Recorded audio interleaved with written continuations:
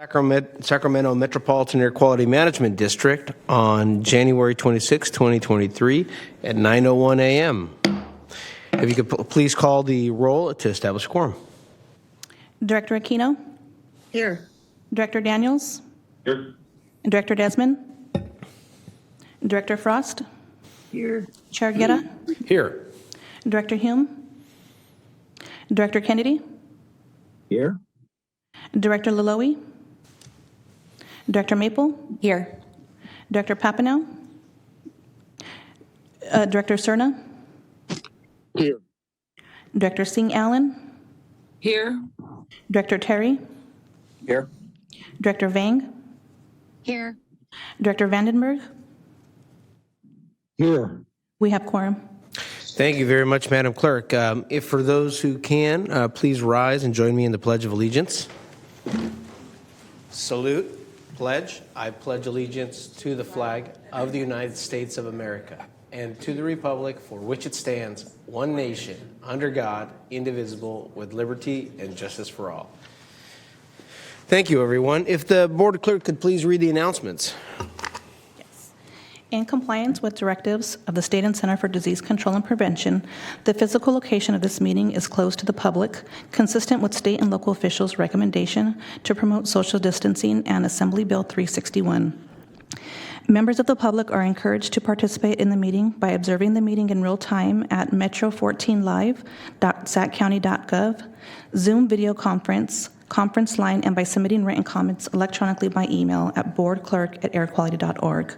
Comments submitted in person will be delivered to the Board of Directors by staff. Public comments regarding matters under the jurisdiction of the Board of Directors will be acknowledged by the chairperson and accepted until the adjournment of the meeting, distributed to the Board of Directors, and included in the record. This meeting of the Sacramento Metropolitan Air Quality Management District is cablecast live without interruption on Metro Cable 14, the local government affairs channel on Comcast Consolidated Communications and AT&T UVerse cable system. This meeting is being closed captioned and will be webcast at metro14live.saccounty.gov. Today's meeting will be repeated on Tuesday, January 31st, 2023 at 2 p.m. on Channel 14.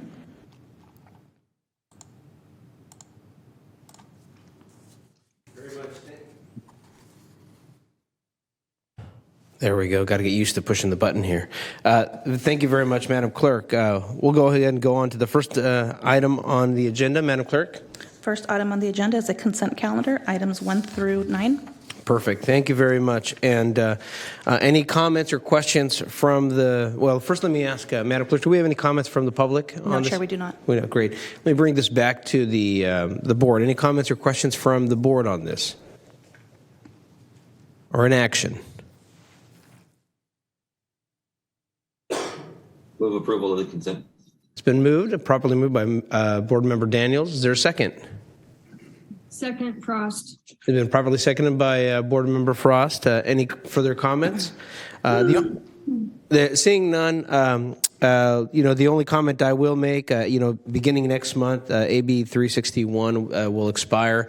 I do think, though, that if we could have our legislative team work on what other opportunities there are, particularly for this JPA, where we sometimes can consolidate the meetings at a brief time, figuring out how the legislature can provide some flexibility so that folks that have to drive for an hour or two sometimes, it might be more difficult than other JPAs, it would be helpful.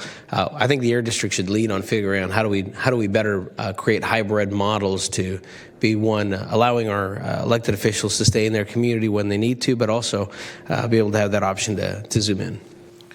No, that's an excellent point, Chair, and a perfect segue for us, because one element in the APCO report is precisely to discuss with the ending of the emergency declaration, how are we going to proceed this year to convene? So perfect, thank you. Very good. With that, seeing no, I see Director Vandenberg's hand's raised. Director Vandenberg. Yes, thank you. I appreciate your comments. Myself, I have a full-time job, so for me to leave my job, drive an hour, be at the meeting, and drive back, it would be a huge savings in time if I could do it just as I am right now. Thank you. Yep, you're welcome. I can completely concur there. Thank you.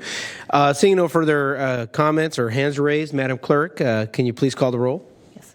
Director Aquino? Aye. Director Daniels? Aye. Director Desmond? Director Frost? Aye. Chair Guerra? Aye. Director Hume? Vice Chair Kennedy? Aye. Director Laloe? Director Maple? Aye. Director Vandenberg? Aye. Director Cerna? Aye. Director Singh Allen? Aye. Director Terry? Aye. Director Vang? Yes. The consent calendar passes. Thank you very much, Madam Clerk. Madam Clerk, well, let's go on and proceed to the next item on our agenda. The next item is the Air Pollution Control Officer report, and we have Alberto Ayala here to give his presentation. Give me 1 second, and I will pull it up on the screen.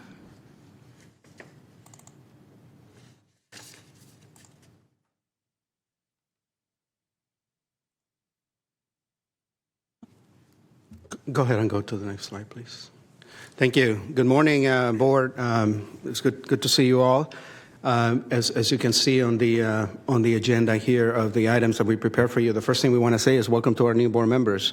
I don't believe Director Hume is with us, but we look forward to engaging with him in his new capacity, and certainly Councilmember Maple, welcome. We look forward to working with you as well. Today we have a meeting that I would characterize as getting us as an agency ready for the year. We have a number of important appointments that we need to make. There is, if you will, a changing of the guard in terms of the leadership roles in this board. And we're also going to be spending a little time making some recognitions that are well due. And before we get to those items, because we haven't met since October, as you can imagine, lots is happening. A lot of it, I'm sure you've read in the news. Things related to air quality and climate that impact us as the regional agency in charge of that. So what I want to do is walk through the APCO report quickly and cover a few informational items that are relevant to you and to us as the air district. So the first thing that I want to point out to you is a letter that you should have in your packets. We were not able to include it initially with the packet that you got from the clerk, simply because we needed to take an additional step and discuss the letter with our community in South Sacramento, Florida. This is related to Assembly Bill 617, Community Air Protection. You may recall, for those of you that are returning board members, that we have been engaged in that effort specifically with South Sacramento, Florida as the state identified community in the program. It's been for and launching into the 5th year of the program. But importantly, the program is got an important phase. We have been engaged in air monitoring. We anticipate completing that next year, and then we move on to the emission reduction plan, and that's what the letter is. We're basically raising a hand on behalf of South Sacramento, Florida, in front of our state partners that basically says, let's make sure that we have a plan in place so that when we're done with monitoring, that there's also a game plan for moving on to an emission reduction plan. So obviously, if you have any questions about it, you know where to reach us, but I do want to put this in the record. The second point I want to make is also a very important development at the federal level. And again, this is something you might have seen in the news.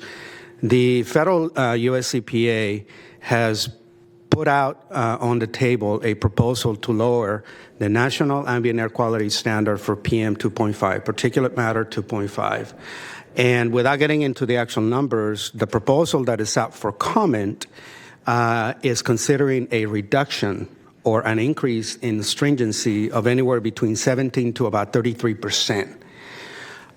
We are obviously engaged in the public comment process, either through our state association, the California Air Pollution Control Officers Association, or the federal association, the National Association of Clean Air Agencies.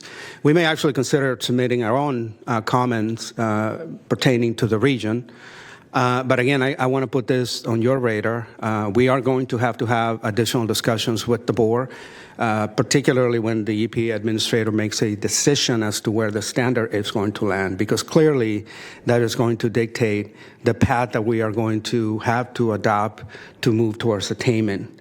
Depending on where they land, it's going to be an easier path, but it could be a difficult one if they do choose the most stringent standard that they consider. Clearly, we support public health. Clearly, we support any actions that our federal government wants to take on behalf of protecting all Americans, all residents for public health. But again, the other side of that is, how do we comply, right? How do we get to attainment? So stay tuned for that. Next slide, please.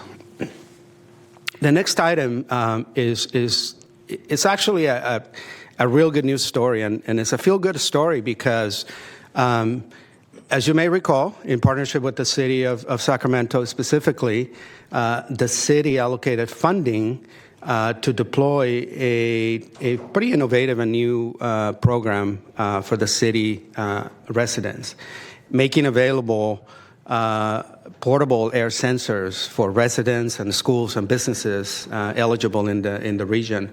And basically, these are free, and the Air District provides assistance to install them, to operate them, to make the data accessible. This is meaningful because, again, it really puts the power of information about air pollution in people's hands. And we have seen that trend over the years. What is nice to us, and the reason we wanted to bring this item to you all, is the demand far exceeded what we could do in terms of the supply of the sensors. We're going to try to do as much as we can, but for those of you that are not in the city of Sacramento, you may be asking, why are we talking about a program in the city of Sacramento? I think this is a really good reflection for the rest of you that represent the other jurisdictions in our air district. Clearly, residents are out there wanting information, and unfortunately, we did get requests from folks outside of the city of Sacramento, and we had to tell them, this is very specific to the city. But again, I want to put this on your radar. As you engage in your process of deciding your budgets for your own jurisdictions, don't be surprised if your constituents come to you and say, how come Sacramento is doing this? What about the rest of us? It is definitely a positive trend, and is one that we want to support as much as possible. Next slide, please. You might have heard, for those of you that are new, that one of the things that this agency is very committed to is strong partnerships in the region. And for those of you returning, obviously, we've talked to you about the partnerships that we have supported and participated in the region. And the latest is this one, and the focus is climate resilience. And you can see by the agencies represented that we're expanding beyond the air quality and carbon reduction field. We're including our sister agencies involved in water and flood protection. Clearly, wildfires and wildfire protection is front and center. We are coming together in response to feedback we have gotten from folks, the administration, the White House, and the agencies, where they would really like to see regional collaborations, particularly in the context of how to decide where to send the federal funding under the bipartisan infrastructure law and the Inflation Reduction Act, Bill and IRA, for sure. So we've come together. Our friends at SACOG have taken the lead to get us organized, and really this is for advocating for the greater Sacramento region in terms of what we would expect and what we would need to be prepared for our changing climate from the federal government in terms of the new funding. So again, stay tuned. I wanted to share this with you because in the future, you're going to hear about this more, not only from us, but from the other agencies that I'm sure you are also in the board of. So we just wanted to share that point. Next slide, please. And the last point that I'll make, and then we're going to move on to a telework policy discussion. I'm going to ask our head of administration, Jamil Moons, to lead that discussion. The next one is an FYI that I want you to be aware of because this is something that you may hear about. We're trying to get in front of you getting a phone call and not having the context.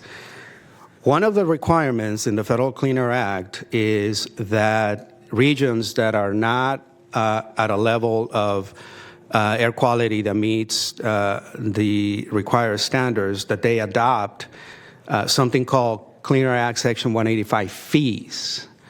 And the fees basically is a simple concept. If you are not meeting the emission reduction levels necessary to meet the federal standards, and you're going to exceed those emissions, we need the money to essentially offset them with clean air projects. Again, it is a requirement under the Clean Air Act, and it only triggers if we don't meet attainment. So again, this is not something immediate, and it only applies to the major sources of air pollution. And I'm going to show you a map next where those sources are. So the reason for the map is, again, for those of you that represent those districts, to be aware that you've got constituent businesses that are going to be subject to this. There's only 12 potentially impacted facilities, sources in our region, and we are going to enter the public process, and we do need to bring you back a rule later in the spring. So we wanted you to be aware of this because, again, it's a federal requirement, and we need to take action. So this is going to be something that you're going to be we're going to be bringing to you for adoption. Next slide, please.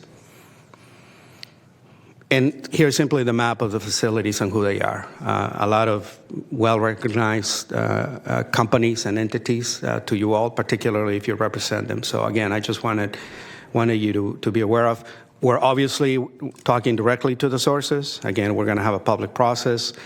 So this is nothing to be too concerned about. But I do recognize that anytime you hear fees, in a year that we're anticipating a recession is going to cause some anxiety in folks. So just wanted to put that in front of you.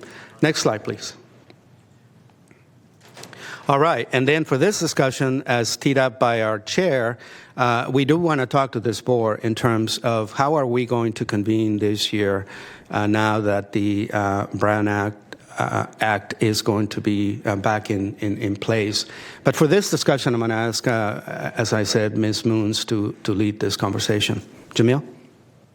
Great, thank you. Good morning, Chair Guerra and directors. As our Chair Guerra mentioned earlier, we have been operating under AB 361 under the declared emergencies. And that's been a very good format, I think, that a lot of us have recognized. And so we're looking at how can we continue to do that. So I just want to give us some information that what applies and what works going forward. So what basically AB 361 did is to waive some compliance with some traditional Brown Act teleconferencing requirements. It does require a declared emergency and some other criteria, such as, social distancing. But however, as we all are aware, at the end of last year, Governor Newsom did state that the state of emergency will end at the end of February. So theoretically, beginning in March, we would have to revert back to the traditional Brown Act requirements. At the same time, at the end of last year, there was a new legislation passed, AB 2449, which I will explain, provides some additional flexibility around teleworking, but also has but also has some very constraining criteria to that, and I'll mention that. But going back to the traditional Brown Act teleconferencing requirements, just want to reiterate what those requirements are. Essentially, you can teleconference from a home or office location. However, we need to know that in advance. It has to be posted on the agenda. So that how that would work is that the week before our board meeting, you would advise our board clerk of the location that you are going to be based, and we will include that on the agenda, and then you must post that agenda with the locations at that site 72 hours before the meeting. You must also ensure that that location is accessible to the public and the public's ability to address the board, meaning they need to be able to hear the board and they must need to be able to speak to the board from that location. So you'd have to give them access. So theoretically, probably your home district location, maybe a city council chamber would work well, or an office that, again, can be publicly accessed. It also, kind of a finer point there is it also must be able to be accessed by the disabled. So you do want to make sure that that individual, if they were coming, or individuals would be able to hear and speak to the board from that location. Next slide, please. So what did AB 2449 do? What it did is say, under specific circumstances, under a certain emergency or just cause, a board member could teleconference. However, to do that, there must be a quorum of the board present in a single location.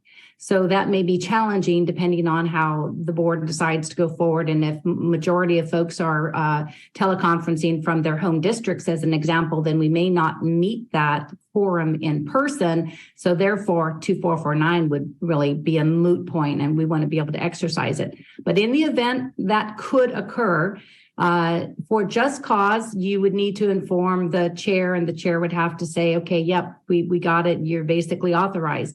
Under emergency situations, you would have to state at the meeting what the nature of your emergency is, and the board would actually have to take action to approve you joining that meeting via teleconferencing.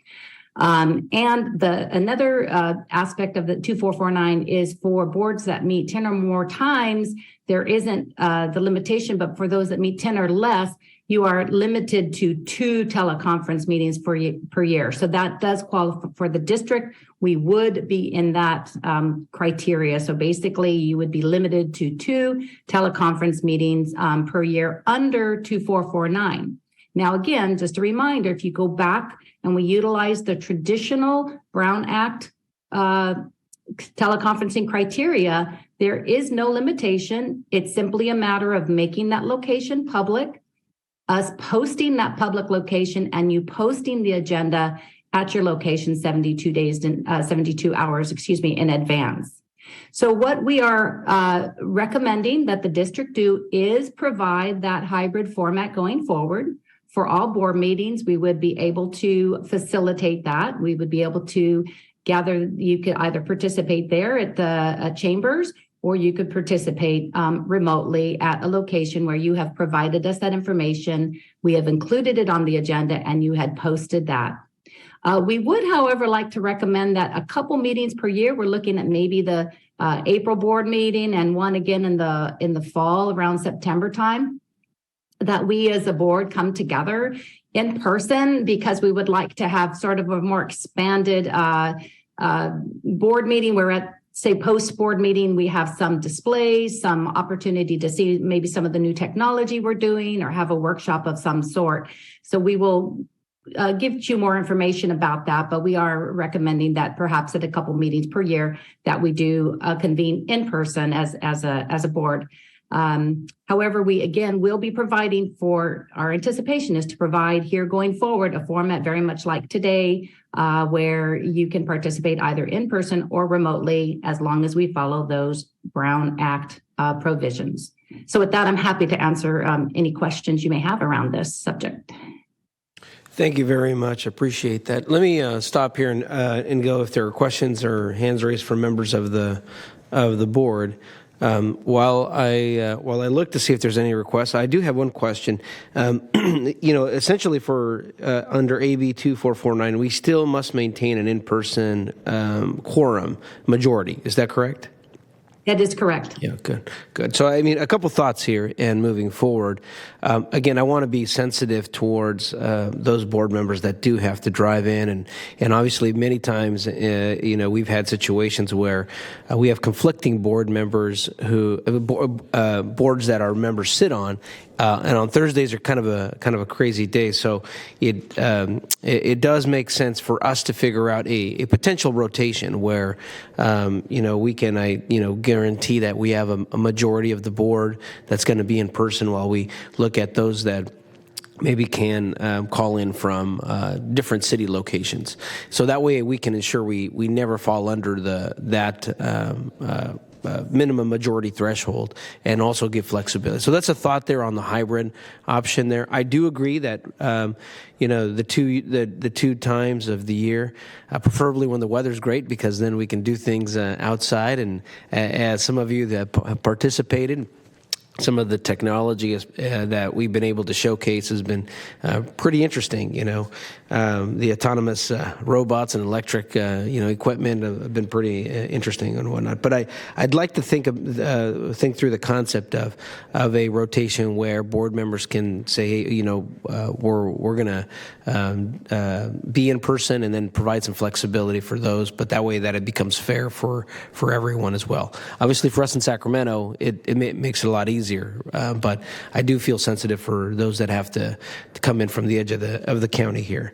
So let me stop there and see if there are any other questions. If I may Dr. just Rial, clarify, yes. Chair, I think and Ms. Moons will expand on this, but I think what we are recommending will accommodate precisely that model under the traditional Brown Act. The only requirement is that the board member, so let's take Director Vandenberg, for example. He's the one that spoke about this. He's going to be able to continue to join us remotely as long as we are able to publicly notice where he is, his location, 72 hours before, and that location is accessible to the public. So what we are recommending to our non-Sacramento-based members is that they find a location that they are comfortable making accessible to the public and noticing. And the easiest thing could be a city council office or some other accessible office. It's not a staying at home, but I think it's still pretty good, and you don't have to drive all the way downtown for the meeting. Jamil, am I correct in this characterization? That's correct, and thank you for that clarification. So to exercise the traditional Brown Act, as Alberto's describing it, where we post where your location is, 2449 is not triggered, basically. So you don't need to have a quorum for traditional Brown Act. All of us could be remote in the traditional Brown Act. It does not require a quorum. And that's what we're trying to say. Let's go ahead and utilize the traditional Brown Act criteria, because that's actually much more flexible than 2449. Because if we operate under 2449, and really the only thing 2449 gives you is if you had an emergency and you couldn't get to, an in-person meeting, it would give you that option. That's why they kind of passed it. They kind of said, well, everybody will be back in person, but if somebody has an emergency or they're sick or something, we still want to allow them to be able to participate remotely. That's kind of why 2449 went into effect, but it assumes that quorum. So we're kind of saying, let's maybe set aside that, that 2449, and let's go ahead and operate under traditional teleconferencing provisions in the Brown Act, which do allow board members to participate remotely, only with advance notice, though. That would be the criteria, is that we know where you're going to be, so we can add it onto the agenda, and you can post that agenda at that location. So thank you for the clarification. I appreciate that. No, that makes clear sense. And I thought I saw board member Terry's hand up. No, Jamil just answered my exact question. Exactly. No, So thank you. Yeah, I appreciate that clarification. Yeah, I would just say our city attorney advised us not under that model, that we were limited to, I think, 20% remote and some other things like that, and that being remote didn't count as part of the quorum. But the fact that if we fully meet the old way of doing a Brown Act remote meeting, that you're meeting the count towards quorum, that makes complete sense. So I appreciate the clarification. Sure. Thank you. Okay, good. Any other questions regarding how we move forward on this? No? Great. Well, I do think, I think as the Air District, and this is a way for us to be able to lead in a direction to say how do we also think about our VMT, our emissions. It helps us be also a little more productive too. If we're not stuck on the road and we can, do some the work we need to do, then this helps us get us there. I do have a couple, two other comments. One on the federal advocacy. I know that at the federal level, as we're moving from 17%, and they're projecting 33% on the stringent side for 2.5 p.m. One of the strong messages that has to happen, and as we're doing this at the state level, is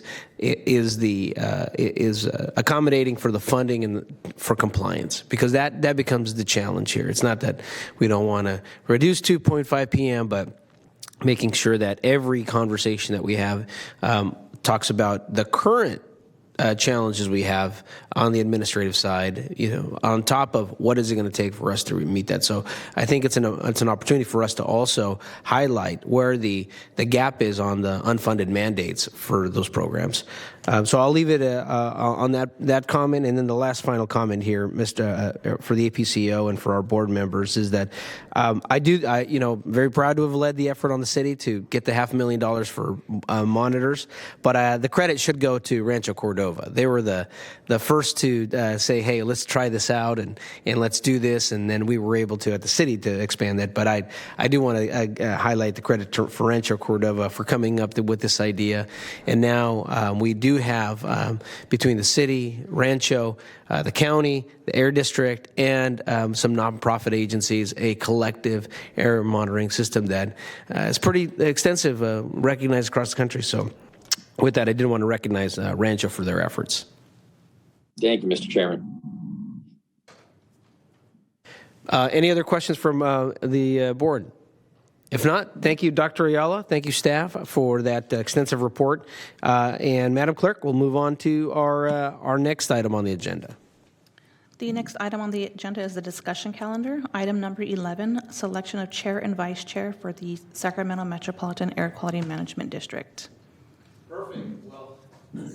Well, great. Well, thank you very much. I want to thank everyone for the time to serve on the board here as chair. But it's going to be nice to actually have a little bit more bandwidth. With that, I want to recognize and make a motion here to nominate as chair our current vice chair, Supervisor Board Member Kennedy, and also to nominate for vice chair from the city of Folsom, our board member Sarah Aquino.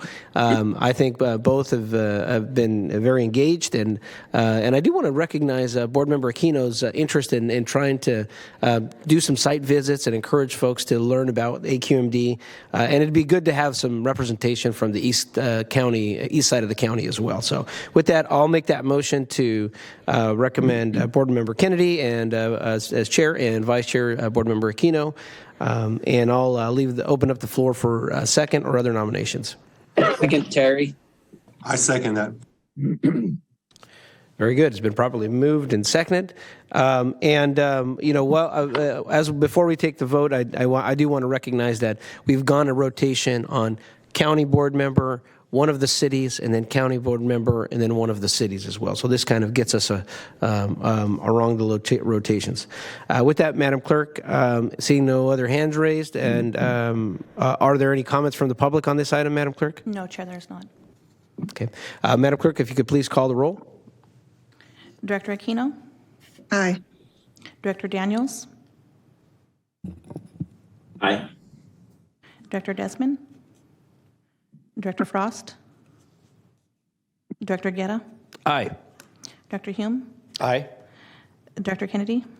Aye. Director Laloe? Aye. Director Maple? Aye. Director Vandenberg? Aye. Director Cerna? Aye. Director Singh Allen? Director Terry? Aye. Director Vang? Yes. The item passes. Thank you very much. Board Member Kennedy, do you have an inauguration speech prepared for today? I do not. Thank you very much. Okay, Madam Clerk, we'll move on to the next item. Congratulations, Board Member Aquino and Board Member Kennedy here. Thank you. Item number 12, appointment of board members to standing committees of the board. Let me bring this back to the APCO and staff to talk about our vacancies here. In the past, we've had the chair and the vice chair on budget committees, but can you give us a little bit of history here on the other vacancies that we need to fill, since we do have new board members? Yes, thank you, Chair. So we're basically looking for 2 board members to join the Budget and Personnel Subcommittee. As an agency, this is the only standing subcommittee that we have. Is served us well. Not to say that we don't need other direction, but this committee is obviously key, as you can imagine, because we can bring more focused discussions on the budget as well as anything related to our staff. So again, the committee is 5 members, automatically the chair, the vice chair, and the former chair, and we need 2 more members, volunteers from the rest of the jurisdictions. Well, let me, for context here, we do have a Sacramento representative, we have a county board representative, and then we have now as the incoming vice chair, a Folsom representative. So it'd be good to have a representative from at least another board of supervisors. In the past, board member Frost has served in that role, board member Natoli served in that role.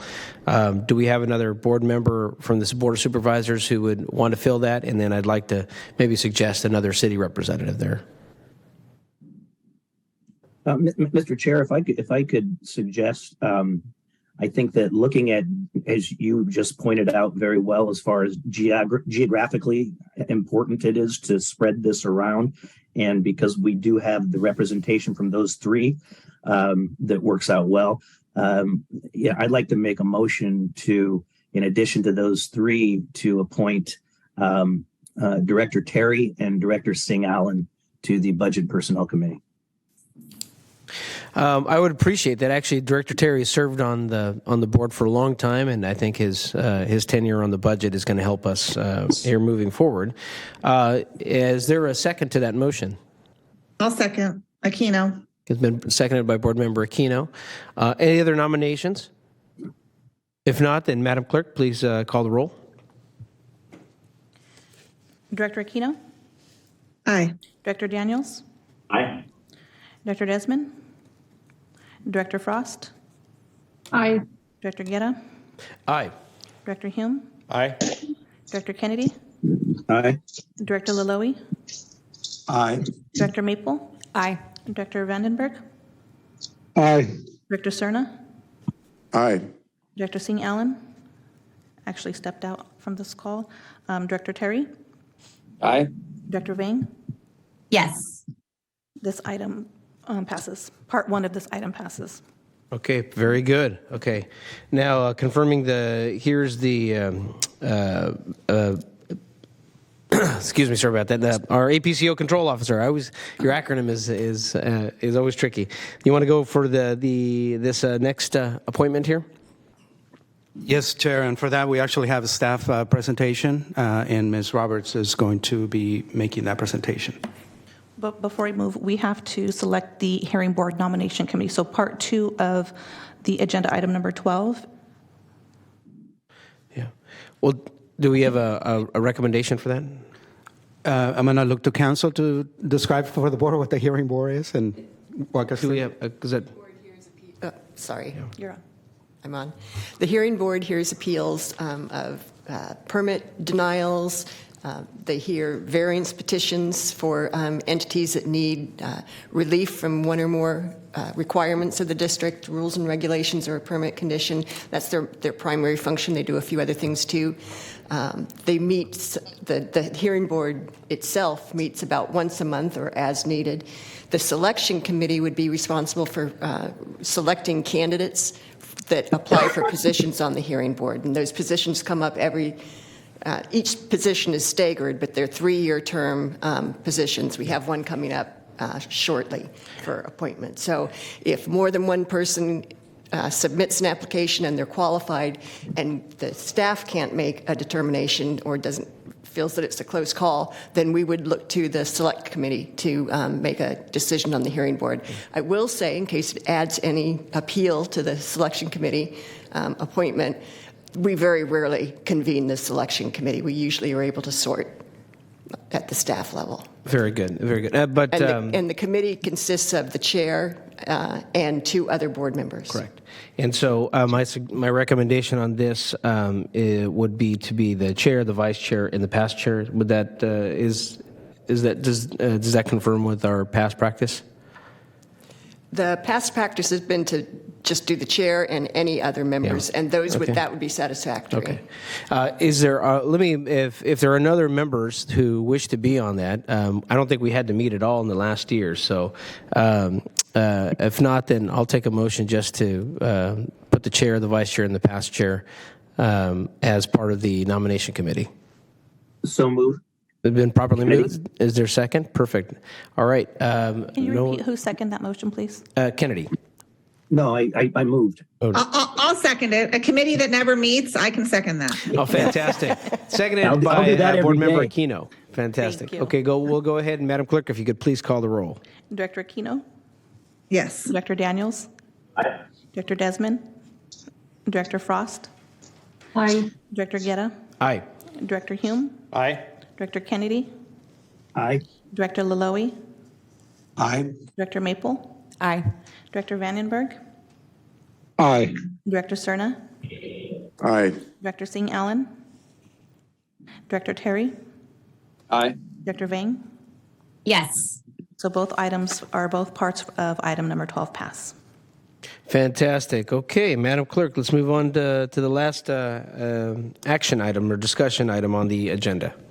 So item number 13, Sacramento Valley Basin-Wide Air Pollution Control Council new member appointment, and I have Amy Roberts to give a presentation. Good morning, Chair Guerra, I guess I should say still, and other board directors. My name is Amy Roberts. I'm the division manager for the Stationary Source Division, which oversees the permitting and air quality compliance activities here at the district.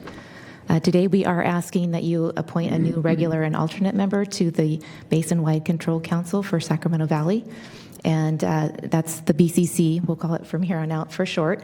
Let me first give you some background on that council, the duties and responsibilities of the BCC members, and then some priorities for 2023 that the council has. Next slide, please. Oh, you're already there? Okay.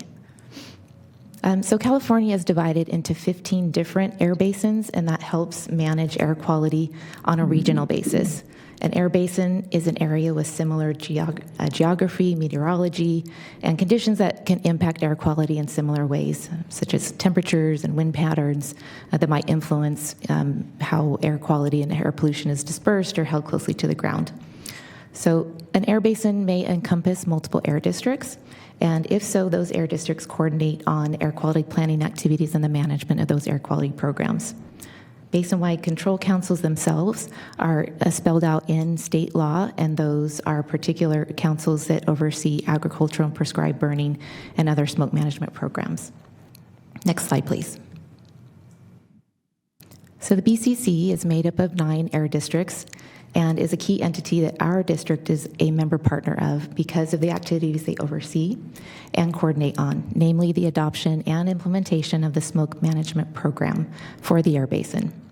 The smoke management program provides the foundation for how burning activities are managed in the basin and the goal of allowing agricultural burning while at the same time protecting air quality and public health.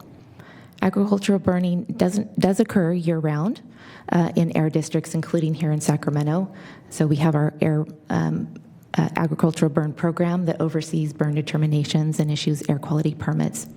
Also from September to November, during what is known as the fall intensive burn season, the BCC and districts coordinate on many activities during that time where there's a lot more acreage that is burned. This includes daily meteorological assessments, burn-to-day determinations, burn acreage allocations, complaint monitoring, and they also coordinate on any kind of complaints that might come through for smoke that passes between county lines.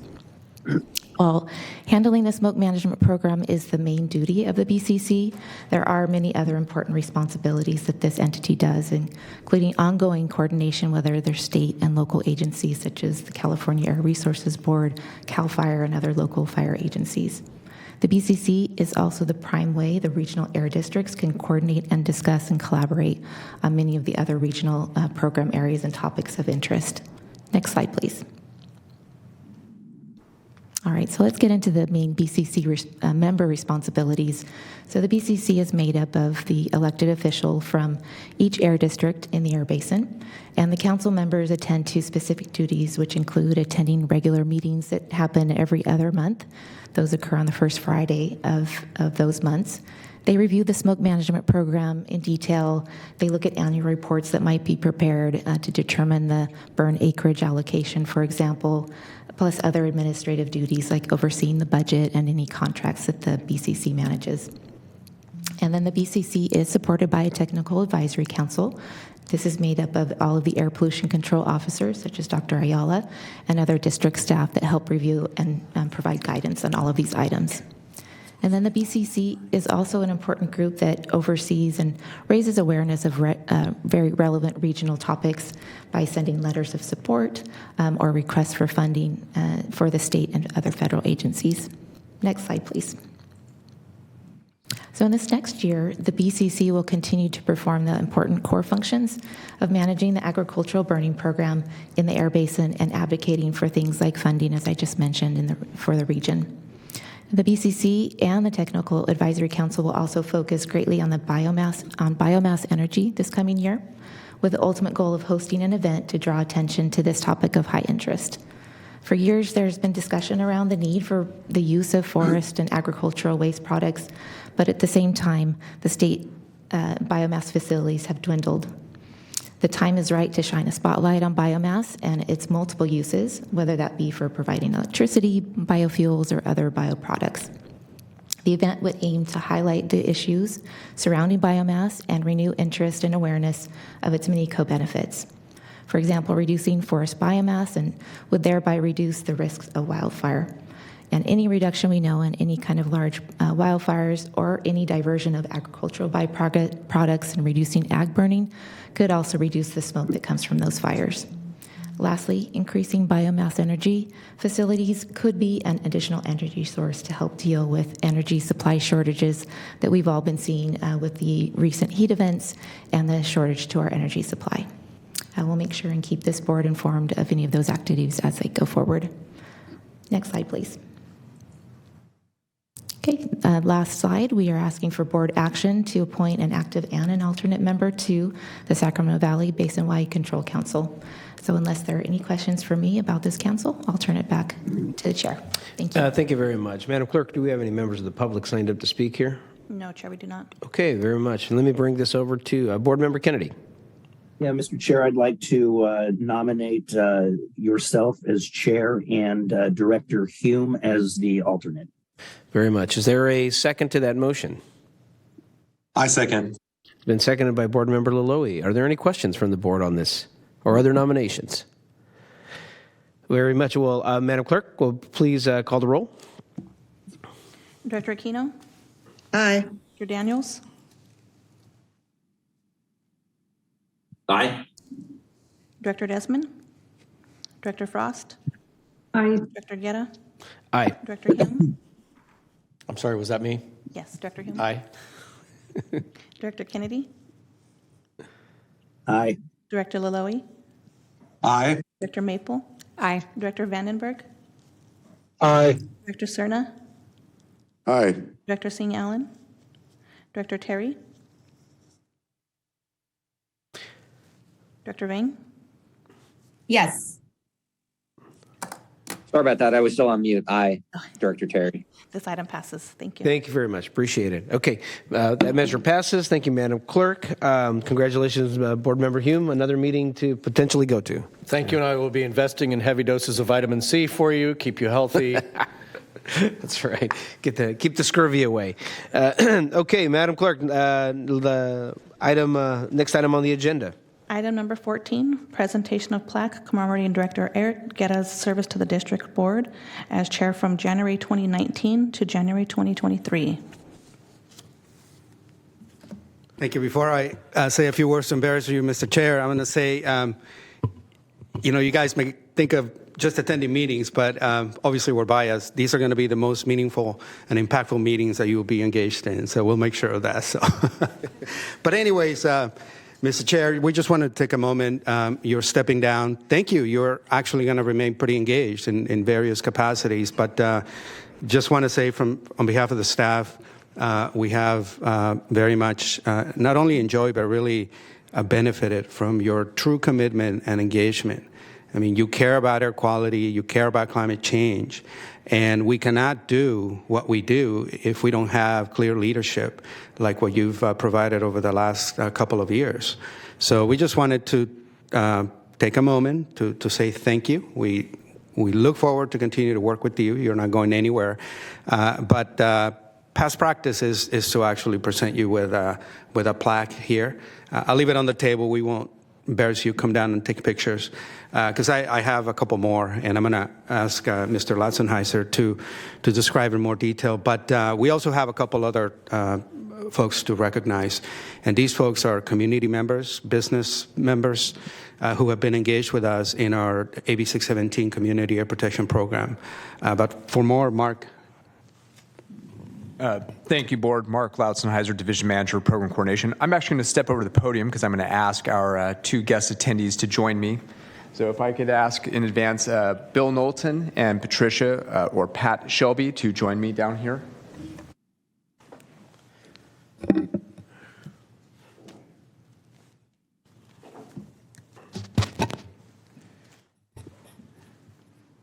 So as Bill and Pat come down to join us, this is one of those cases where it's both with great pleasure, but with also a small bit of sadness that we're recognizing Bill and Pat here today. As was described at the very beginning by Dr. Ayala about some of this AB 617 program, we have been fortunate to have a community here in Sacramento, in the South Sacramento, Florida area. From the inception, both Bill and Pat were selected by their fellow community members to lead the steering committee. So to that extent, they have been with us from the beginning. Fortunately, they are not stepping down from the committee, but they have decided to step down from the co-lead role. But they have been from the very inception. So through all the ups and downs, the learning curves, helping us as staff to hear and understand the community perspective, to learn better how to interact with community members. They've always been honest, respectful, and helped us really learn and grow and know how to better interact with both them, our community members, because this was a new process where you're going in, working directly with the community, hear their specific concerns. And we could not have made it to where we are today without both Bill and Pat. They have been absolutely instrumental. We've pulled hair out together. We've added more gray hair together through this process. But I could not, in good conscience, I can say with complete confidence that we could not have made it through the first 4 years of the program without their just everything they put forward. They've been available for more meetings than you would care to count. After hours discussions on occasion, Bill would give me a call or Pat would call myself or staff. And so we just want to take a moment to recognize them for all of their incredible hard work these past 4 years. And Bill and Pat, if you'd like to say anything, I want to also provide you that opportunity. Good morning, Pat. Good morning, Bill. Good morning. Thank you for having us. I do want to say that, yes, Bill and I have grown older, grayer. In service to our country. Yes. But it has been also our pleasure and our duty to serve our community. And it has been challenging at times, but it was a beautiful thing this past Monday evening when we met, and I texted Bill and I said, "Is it nice not to be in the leadership role?" And he texted back, "So relaxing." So that was wonderful. But we have Mark was very nice in saying that we've been brutally direct at times, and but on behalf of the community to advocate for what we believe are the needs of our community and our members. And the staff at the Air Management District has grown with us because we all got put into this experiment and had to grow and learn very quickly how to adapt and learn and improve our communication skills because it's not always easy. But I also could not have done this without my partner in crime here, Bill Knowlton, who has always kept a very open heart and perspective and brought that business perspective that the community needs as well. But to really discuss hard things, when you have to discuss issues of race and gender and class and history and learn and grow in those discussions and find ways to communicate that. He's been nothing but a wonderful partner in doing that. But for both of us, we could not have done it without the support also of our spouses. Because we put a lot of time into this community. My husband insisted on coming with me today to this. He goes, yeah, I put my time in. But with that, it has been also a real pleasure to learn and grow. And for the talks that we've had with our community leaders as well. We thank you for the support, Mai Vang. We thank you for the support, Patrick Kennedy. We thank you because our community has needed that backstop of support. And for Phil Cerna as well for what you've done for us to help us blast off and get off the ground and help us. So, Bill, I'll let you say a word or two. So just very, very quickly, I just want to say thank you very much for allowing us to serve. To my co-chair, Pat, true friendships have come out of these last 4 years. And throughout this time, the conversations with the staff, I would tell this body that there is not a better staff in the entire county of Sacramento than the ones you have right here. They are diligent, they are hardworking, they are open-minded. Again, these friendships have developed over the years, and I, for myself, and I know speaking for Pat, we're better off as people because of these interactions and these friendships. Again, my friend Pat, I cannot say enough about her. That's my buddy. So thank you again for allowing us to serve, and we will continue serving on this committee. We felt it was time for fresh voices, fresh eyes, fresh leadership to just keep moving this ball forward. And as Barack Obama said, you know, in a time period, he was talking about being president, of course. He said, you know, in 4 years that the American people give you, you move the ball down the field as far as you can. And so we have moved this ball down the field. We felt it was time for some other folks with fresh ideas to go forward. So we are happy to support them in their goals in their tenure as leadership. So thank you again. Thank you. Thank you very much, Pat and Bill. And I do want to thank all of the staff here. For the new board members, you know, this air community protection zone was only one of 10 in the entire state of California, and everyone was competing to be able to be designated that. And not only having the success of being able to be identified, took a lot of staff work and community work and engagement. But then these are difficult discussions that happened all of a sudden at the beginning of COVID, when we had to have difficult discussions over a platform that was not easy to communicate with.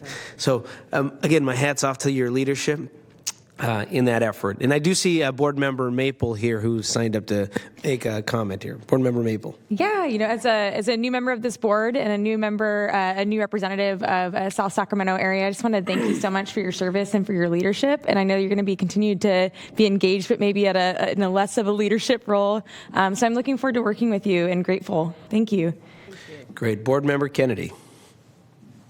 Thank you, Chair. First of all, I know that in the interest of time, I know that you have an important engagement to get to. Thank so you. I'm going to hold off on my comments for number 14 till next time, if that's okay. And on number 15, since Bill and Patricia are there, Pat are there, just thank you so much. I see every day the difference that you've made in the community groups I speak with, in the work that's been done, in the monitoring and everything else that's happened, so that South Sacramento, which was once a desert of monitoring and where people weren't paying attention to these issues so much, it's now probably the most hyper attentive areas in the entire county. And I give the both of you a lot of credit for that. So thank you for your service. And I'm glad you're staying on to continue to provide that leadership. Thank you. Board Member Vang. Thank you, Chair Guerra. I just also want to take this moment just to thank Pat and Bill really for your leadership on the steering committee. Thank you so much for being our eyes and ears on the ground and really guiding our air quality board and our staff about really the needs in our community. I often share, nothing really gets done without our community, and we're here really to serve you. And so I just want to say thank you so much for really leading the steering committee, both of you. I know that you have so much going on in your personal life, in your work life, and you took the moment to really step up to this moment to really help lead the community in this and really advocate for our community. So I just really want to thank you for your service, and looking forward to continue working with both of you. Thank you. Hello. Thank you, Councilmember. No, just I need to let you know you are loved. I think someone's unmute. There we go. Make sure everyone checks your mute button.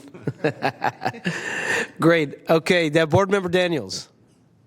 Yeah, I just want to take a moment to publicly acknowledge the chair and the professionalism in how you run a meeting. I've always admired that tremendously. You're efficient, but you never miss anything. And how you call on the public, how you call on others, how you respect the difference of opinions and whatnot. You're a true example, Eric, of how people should run a meeting. And I think all new council members and supervisors and whatnot would do very well just to go back and watch you and how you do run a meeting. I've appreciated it tremendously. Well, thank you, Board Member Daniels. I appreciate your comments here. And with that, I'm actually going to hand over the gavel early to Board Member Kennedy and excuse myself. I've got to get to a meeting across the street here. But I do want to thank the staff personally here and all the community members. The work that we've done as an air district has meant that all of us have had to do a lot of extra work. And it means, like as Patricia mentioned, so our spouses supported us in a lot of those efforts. So very proud of the joint work and more work to do. So thank you very much. And Board Member Kennedy, I'm going to pass this over to you. And I'm going to try to hurry off here and get to the next meeting across the street. Thank you, sir. Chair Guerra, did you want to get a quick picture? Yes, I'll walk down and then walk back out. How's that? Look at that efficiency. I was going to say, just to wrap it up for Bill and Pat, we do also have plaques thanking you and recognizing you for your services as a small token of our appreciation. And following the board meeting, for those board members still here present in chambers, we do have a very small reception for Bill and Pat afterwards, and would be pleased if you could join us for that. Thank you. Thank you. Madam Clerk, are there any public comments on either of these items?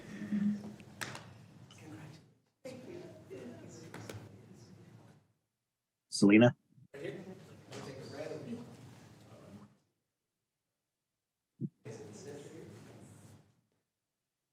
Oh, yeah, mine too.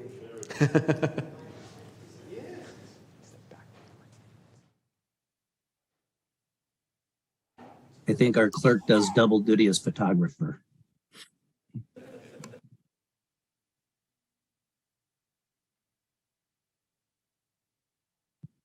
Thank you so much.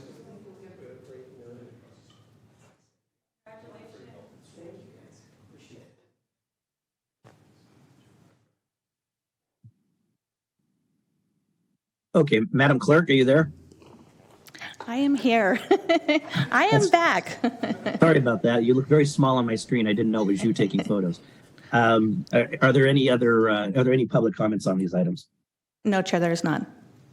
Okay, well then we will move on to public comment items not on the agenda. Are there any members of the public that you have in the queue, Madam Clerk? No, Chair, there is not. Is there anybody online who, in the public, who would like to address the board on an item not on the agenda? Not at this time. All right, then hearing none, we're to board ideas, comments, and AB 1, 2, 3, 4 reports, if there are any. Does the board have any comments? Vice Chair Aquino.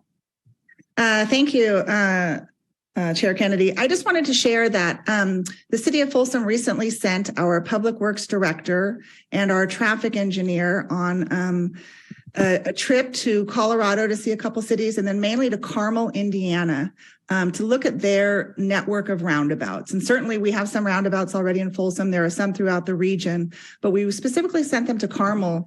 They are a city about the geographic size of Roseville. They have a population of about 105,000 residents, but they have only 9 stoplights in Carmel and 140 plus roundabouts. And so we really sent our staff there to kind of, they literally wrote the book on roundabouts. Their mayor has been in office for over 20 years. And we just really wanted to see how to do it the right way, with the intention of hopefully moving traffic along better, reducing speeds, reducing vehicle collisions, all that sort of stuff. But I think there's also a component of air quality there, with using that network of roundabouts with less vehicle idling, which hopefully leads to less vehicle emissions. So anyway, I didn't know if that was maybe a possible area of study for this board in the future, because it would certainly be helpful to cities like Folsom, if we can demonstrate an air quality benefit to roundabouts, possibly seeking, some sort of grant funding or something to retrofit some of our existing intersections that have stoplights with roundabouts. So just kind of wanted to throw that out there. Thank you. Thank you.